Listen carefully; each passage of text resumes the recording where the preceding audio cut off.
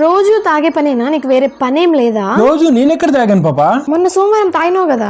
రవి గడి love success అయింది, party ఇచ్చాడు, తాగాను. మరి మంగళవారం ఎందుకు తాగినావు? దీని గడి లవ్ బ్రేకప్ అయింది, బాధలో తాగమంటే తాగాను, అది తప్ప? మరి బుధవారం ఎందుకు తాగినావు?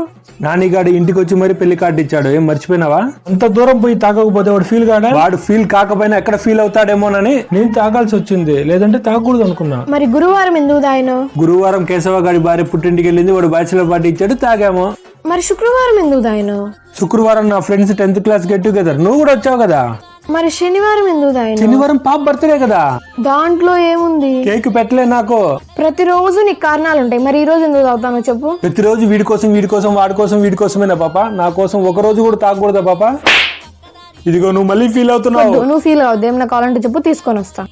Half boil.